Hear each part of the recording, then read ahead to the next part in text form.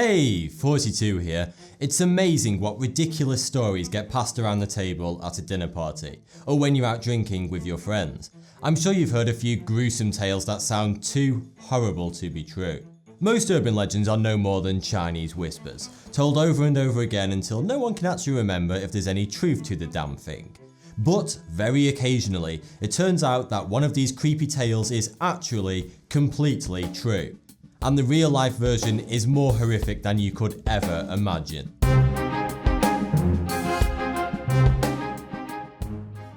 If you spend long enough in western Pennsylvania, you will undoubtedly hear the spine-chilling tales of the Green Man. According to the urban legends, he was a horrifically disfigured man, with no face and glowing green skin. The Green Man apparently wandered the streets of Pennsylvania every night. Drivers would often report seeing this terrifying figure at the side of the road in the dead of the night. Turns out the real story is actually one of misfortune and loneliness. The Green Man was not a monster at all, but a man named Raymond Robinson. When Robinson was 8 years old, he was attempting to view a bird's nest and was electrocuted by some electrical lines of a nearby tram line. Robinson narrowly escaped death, but was left severely disfigured. He lost his nose, eyes, an ear, and one of his arms. The skin on his face was so badly damaged by the shock that it glowed with a green hue, hence his nickname of the Green Man. Robinson walked the roads of western Pennsylvania every night because he could not go outside during the day without causing mass hysteria. Next up is the shadowy figure. I'm sure that everyone has been witness to this urban legend. At some point in most people's lives, they've seen a shadowy figure dart across the room out of the corner of their eye, as if someone is there. But when they turn around, nothing. It's the oldest urban legend in the book, and stories of mysterious shadowy figures have been told all throughout history. But for one man in Fukuoka, Japan, this urban legend turned out to be true. The man apparently lived alone in an apartment. He kept telling people how he saw shadowy figures moving around his apartment out the corner of his eye. He swore that things kept going missing from his apartment. The man claimed that someone was eating his food and moving things around. He reported an overwhelming sense that another being was present with him, and that he was far from alone. He was absolutely correct. One day he set up a hidden camera in the corner of his apartment, and to the man's horror, he captured footage of a woman slithering out of his cupboard and using his apartment as if it was hers, eating his food and using his belongings, even taking showers. The creepiest part of it all is that when he watched the footage back, the woman was still in his cupboard only a few meters behind him. The woman turned out to be 58-year-old Tatsuko Horikawa.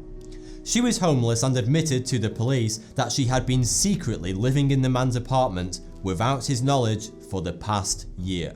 There's an old folklore called Bloody Mary that goes like this. If you turn off all the lights, then light a candle and stare into a mirror and chant Bloody Mary 3 times, the face of Queen Mary I of England will supposedly appear in the mirror with a terrifyingly evil expression. In some versions of this urban legend, she apparently appears in the mirror holding a dead baby in her arms, which may be a reference to the number of miscarriages that Queen Mary I had. Now this may seem far-fetched, but there is some truth to this urban legend, and oddly enough, some science too. A lot of people who try this do actually see something peculiar in the mirror, and many perceive it to be the face of Queen Mary I, but it's not. What you're actually seeing is your own face heavily distorted due to something called a Caputo effect. This effect occurs because of sensory deprivation. Our eyes are being deprived of light, but our brain is trying its hardest to make out the face in the mirror. This causes the brain's facial recognition system to malfunction. The result of this is that what we see is a distorted version of our own face, which, in poor lighting, could be misconstrued to be the face of Queen Mary. Because most people who attempt this are expecting to see the face of an evil queen, that's what the brain makes us see. Our brain is deprived of visual information, so naturally our imagination fills in the gaps. There's an infamous story that many parents have told their poor children in an attempt to scare the living daylights out of them. The legend goes that a couple stayed in a hotel room and complained about a putrid smell. But when the hotel staff couldn't find anything out of the ordinary, they stayed there anyway.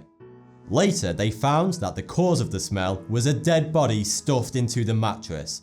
That's bloody nasty, but it has happened. In fact, it happens a lot more commonly than you might think.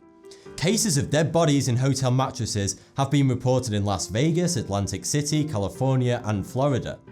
A recent case occurred in 2010 when a Memphis woman was missing for 2 months before she was finally found, dead, under the mattress of a hotel room where she had been staying.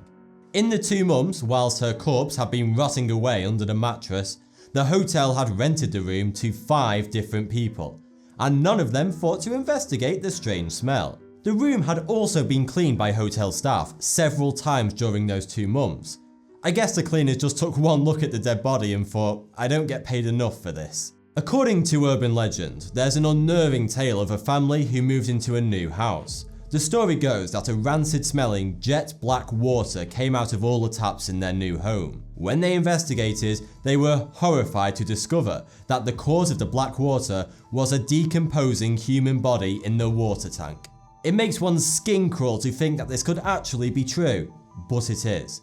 However, the real story is so much worse because it happened in a hotel, not someone's home. In 2013, for a whole 19 days, hundreds of guests at the Cecil Hotel in Los Angeles were bathing in, brushing their teeth with, and even drinking the water from a tank on the rooftop that contained the decomposing corpse of a college student named Elisa Lam. Seriously guys, just stay away from hotels, they're bad news. We've all heard the horror stories of people who have been buried 6 feet under, presuming they were dead, but they weren't. Are the tales just urban myths, or is there some truth to it?